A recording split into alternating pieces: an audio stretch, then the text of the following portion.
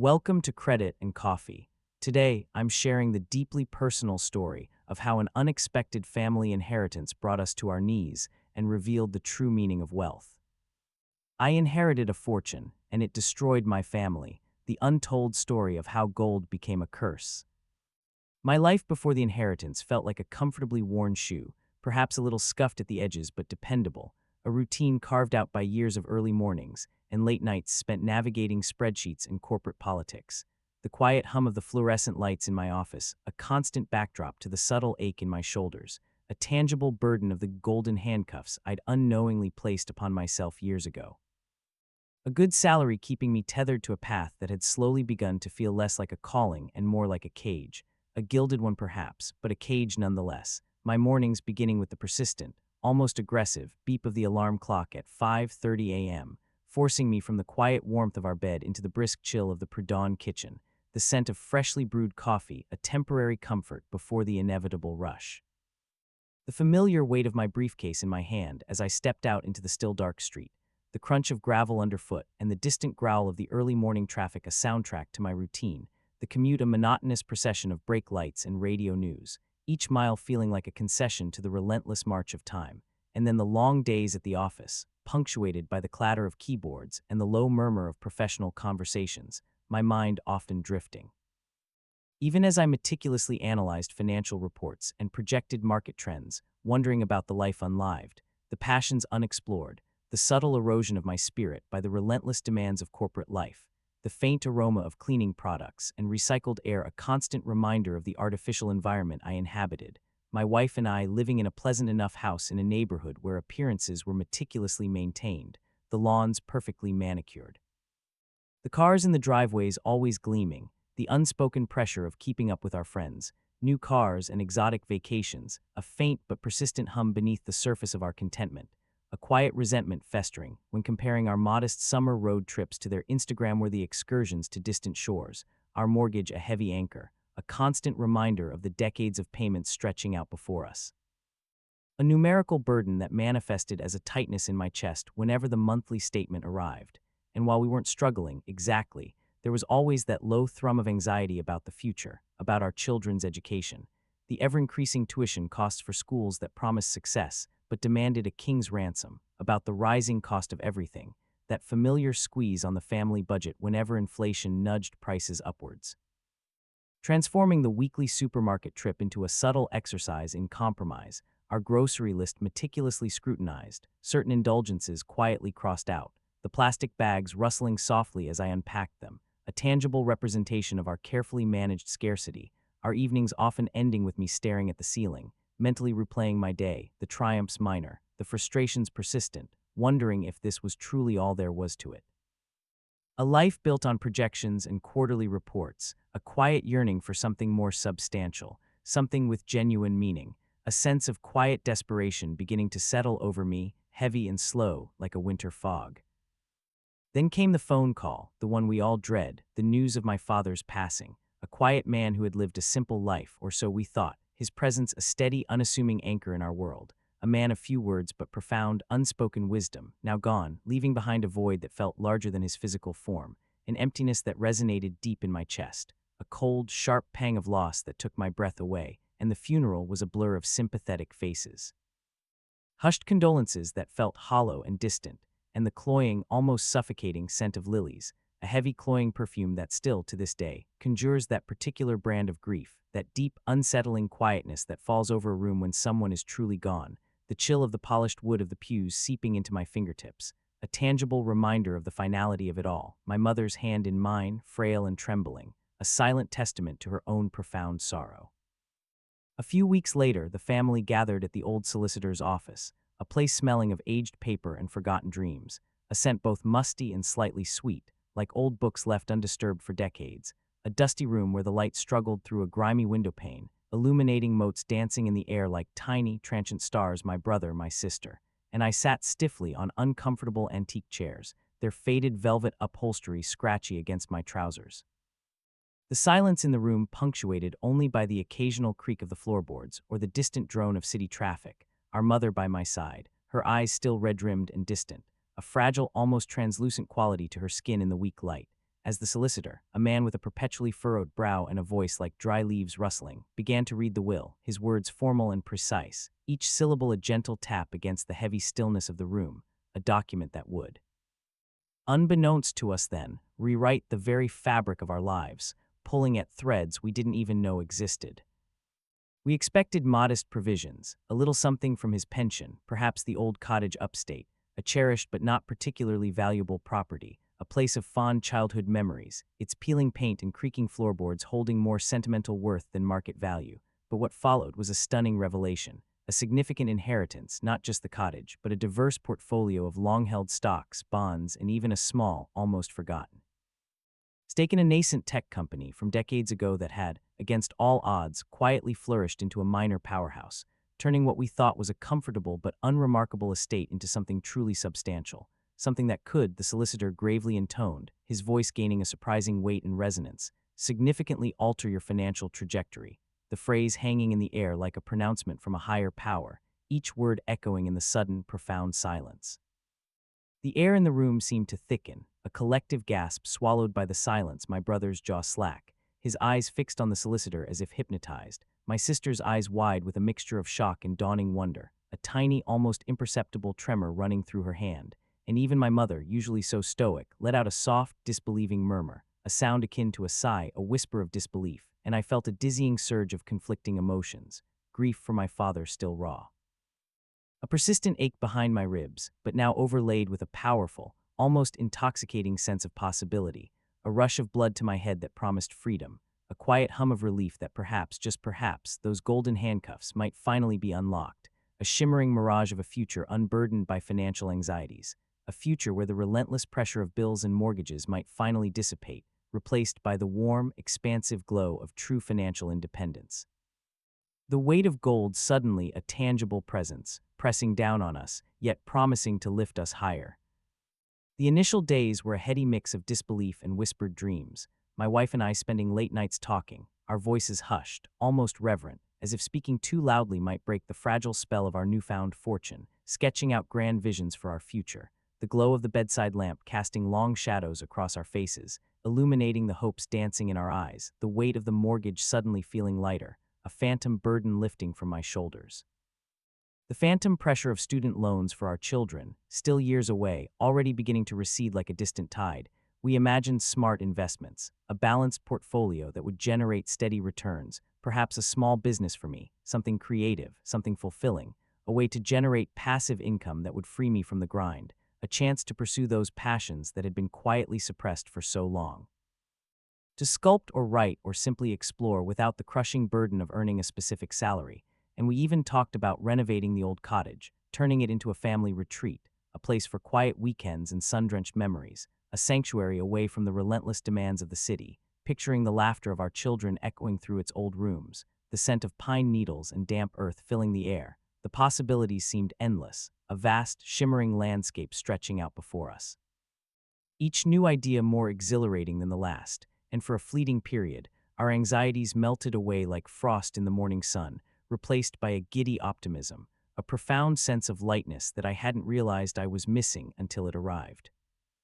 But the first meeting with my siblings to discuss the inheritance was where the first subtle cracks began to appear, tiny fissures that would eventually splinter into chasms. The air in the private dining room of the restaurant we chose, a place with hushed tones and crisp white tablecloths, felt charged, a nervous energy palpable beneath the polite smiles. My brother, ever the enthusiast for the next big thing, his eyes sparkling with an almost manic intensity, immediately saw the inheritance as a launch pad. A venture capital fund for his long-cherished, but perpetually underfunded startup idea, a grand vision for a decentralized social media platform built on blockchain technology. He spoke passionately about cryptocurrencies, Bitcoin, the future of finance, the opportunity to get in on the ground floor of the next big wave, his voice rising with an almost messianic zeal, outlining an elaborate white paper he'd drafted, complete with complex diagrams and speculative growth charts. His enthusiasm so infectious that it almost seemed irresponsible not to believe him. He conjured images of exponential returns, of disrupting established markets, of becoming a titan in the new digital frontier, making the concept of traditional investments seem quaint and slow, almost foolish, while my sister, more pragmatic but equally ambitious, advocated for a more aggressive expansion of my father's quiet, almost forgotten, family business, a small regional manufacturing operation that had slowly declined over the years, sustained more by my father's quiet dedication than any real innovation. Its dusty workshops and aging machinery a testament to a bygone era. She saw the capital as a chance to modernize, to retool, to compete on a larger scale. And she spoke of market share, risk management, and diversifying our product lines, her voice firm, resolute. Outlining a detailed business plan that involved significant capital expenditure but promised steady, sustainable growth, her fingers tracing hypothetical profit margins on a napkin, her approach grounded and sensible, yet lacking the dazzling, immediate allure of my brother's vision. I caught between their differing visions, found myself initially leaning towards my wife's cautious approach, a desire for stability, a conservative approach to investments, perhaps a mix of safe, dividend-yielding stocks and income-generating properties, a strategy designed for security and long-term peace of mind. But my brother's infectious enthusiasm, his confident pronouncements about the stock market being too slow, too predictable, about the exponential gains promised by cryptocurrencies,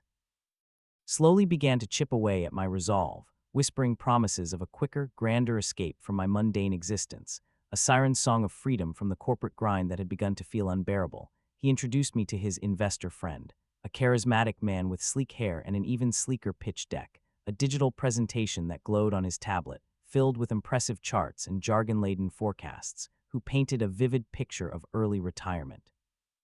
of true financial freedom achieved not through years of careful saving, but through bold, decisive action. And he spoke of the current market cycle, the historical trends of exponential growth, making it all sound so logical, so irresistible, his voice smooth as silk, his confident smile seemingly confirming every word, a persuasive master weaving a tapestry of boundless prosperity. I started to research, poring over articles late into the night, the blue light from my screen casting a pale glow on my face, the siren song of quick wealth growing louder, my fingers numb from scrolling through endless forums and financial news sites, the fear of missing out, of watching my brother and his friend soar to unimaginable heights while I remained anchored to my safe, predictable life, becoming a powerful motivator.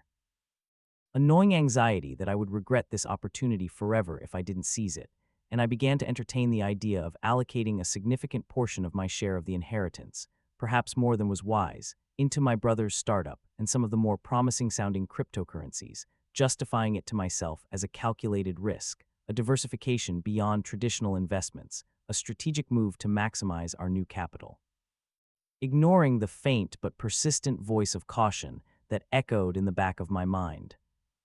My wife, sensing my shifting focus, grew increasingly uneasy, her questions becoming more pointed, her glances more worried, a subtle tension settling between us, the small, quiet argument starting to surface, faint at first, like distant thunder, about the wisdom of putting so much into unproven ventures, about the long-term security versus the allure of rapid gains. She reminded me of our original discussions, of our shared dreams of modest, sustainable growth. Her voice laced with a gentle plea for reason, but my mind was already racing, captivated by the dazzling possibilities, the weight of gold now pressing not just on my pockets, but on my judgment, clouding my vision with the shimmering mirage of boundless prosperity. The old familiar anxieties about being house poor or trapped by the mortgage were still there, but now they were overshadowed by a new, more thrilling kind of anxiety, the anxiety of potential immense wealth. And the fear of squandering the opportunity, a fear that felt far more immediate and powerful than any rational financial assessment. The decision to secretly divert a larger portion of my share of the inheritance into my brother's startup and his favored cryptocurrencies, a choice born of a desperate longing for financial liberation and a deep-seated fear of being left behind, was the first significant crack, a betrayal of trust not only to my wife but to my own sense of cautious judgment. And I remember the distinct smell of fresh coffee on a Tuesday morning, the air still cool with the promise of autumn. A gentle breeze rustling the leaves outside the kitchen window as I sat at the kitchen table, the laptop open, its screen casting a cold, blue glow on my trembling hands, a lump in my throat as I clicked confirm on the transfer, a substantial sum vanishing from our joint account, replaced by an entry on a major exchange's platform and a digital promise from my brother's fledgling enterprise, a subtle lie of omission to my wife about the exact allocations. A quiet whisper of just a small initial investment, darling, that tasted like ash in my mouth, the bitter tang of deceit lingering on my tongue.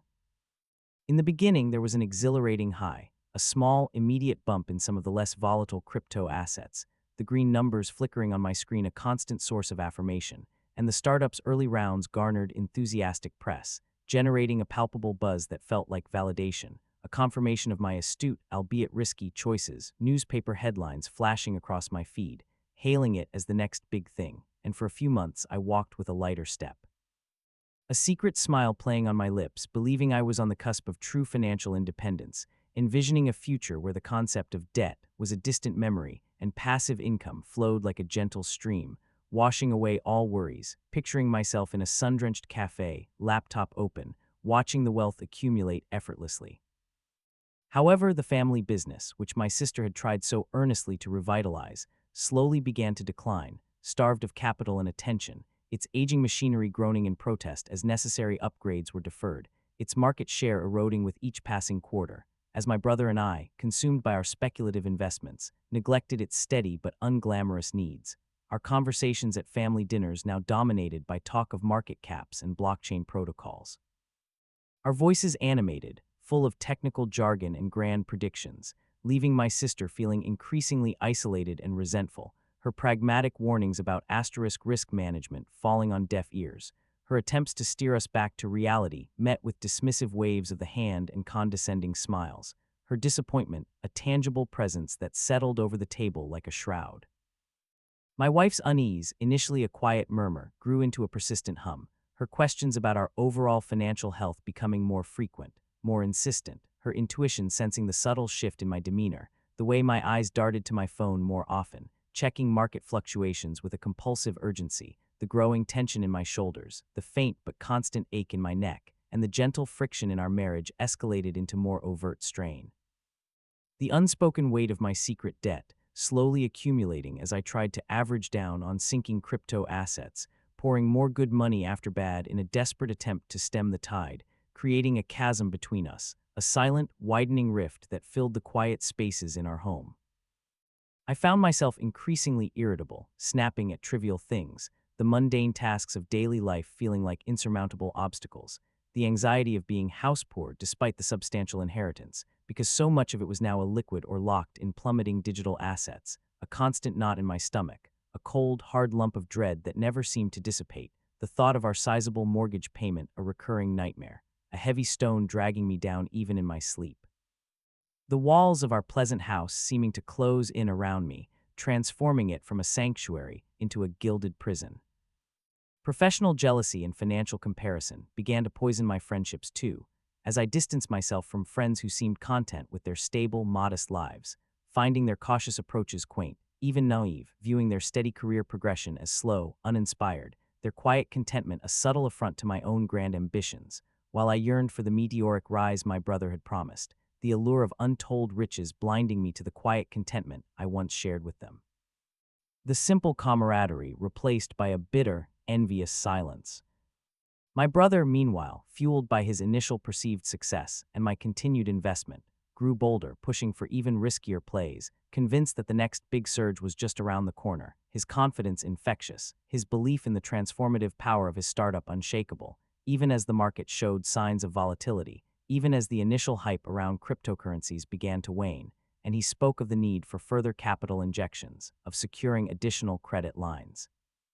assuring me that the inevitable returns would dwarf any short-term liabilities, his words weaving a web of false promise that I, in my desperation for validation, eagerly entered, further entangling myself in the golden threads of his ill-fated vision, the subtle scent of desperation clinging to our conversations like a damp fog, even as we spoke of future billions. The unraveling began subtly, a slow leak rather than a sudden burst, but the eventual flood was no less devastating. The initial small gains from the crypto investments evaporated, then plummeted, a sickening freefall that mirrored the pit in my stomach, the vibrant graphs on the major exchange turning a terrifying shade of red, each downward tick a physical blow. My brother's startup, once a beacon of innovation, became a black hole, sucking in capital without producing tangible results. Its grand promises dissolving into a vapor of missed deadlines and internal disputes that spilled into frustrated emails and tense, unproductive conference calls, the once charismatic investor friend becoming increasingly evasive, his calls less frequent, his advice less confident, his sleek pitches replaced by clipped, hurried excuses, until he vanished altogether, leaving a trail of vague excuses and unreturned messages, his once charming smile now an empty memory, and the betrayal. When it finally registered was a cold, sharp stab, not just from an external party but from within my own family, as my brother, facing his own spiraling losses, made an executive decision without consulting me, liquidating some of the startup's remaining assets to cover his personal debts, leaving me, the primary investor from our family, holding the vast majority of the bag, his casual shrug of an apology tasting like bile in my throat, a bitter recognition of my foolish trust. I tried to cover the mounting losses, frantically moving money, taking out personal loans at exorbitant interest rates, maxing out credit cards until their limits were exhausted, the silent accumulation of secret debt a suffocating blanket, each new bill a fresh punch to the gut, the stark numbers mocking me from the pristine white paper, the weight of it becoming almost unbearable, a constant, gnawing pressure behind my eyes that made sleep an elusive dream, and the marital strain, which had simmered for months, finally boiled over, my wife confronting me one evening after discovering an inexplicable charge on our joint account. A desperate, last-ditch effort to shuffle funds, a blatant breach of her trust, her voice trembling with a mixture of anger and hurt as I stammered out a confession, revealing the full extent of my reckless investments, the hidden debt, the complete disregard for our shared financial future, my words a torrent of shame and desperate explanations. And the trust between us, once a solid foundation, shattered into a million irreparable pieces, the quiet dignity of our home replaced by the echoing silence of unspoken recriminations, the heavy scent of unspoken words hanging in the air like a storm cloud. My job, once merely unfulfilling, now felt soul-crushing, the golden handcuffs tightening with an agonizing grip, each spreadsheet an instrument of torture, each meeting a reminder of my entrapment, as I faced moral compromises in an attempt to salvage my career amidst the all-consuming anxiety of my personal financial ruin, taking on extra work that pushed me to the brink of exhaustion, manipulating figures with a heavy heart to meet impossible targets.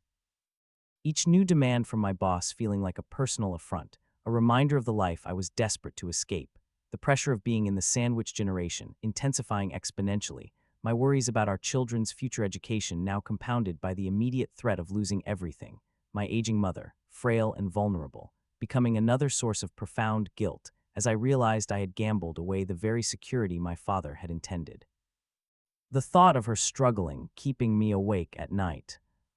The news of a major layoff at my company came as a final, crushing blow, a cruel irony that the very escape I craved was now forced upon me. But without the financial cushion I had foolishly squandered, the official letter a sterile, impersonal document that still felt like a physical assault, I walked out of that office building for the last time, the chill of the evening air matching the icy despair in my heart, the sky overhead a dull, bruised purple, my badge clutched uselessly in my hand. A worthless piece of plastic, the familiar scent of stale coffee and corporate ambition now replaced by the bitter tang of failure, each step away from the building feeling like a retreat from a life I could no longer sustain.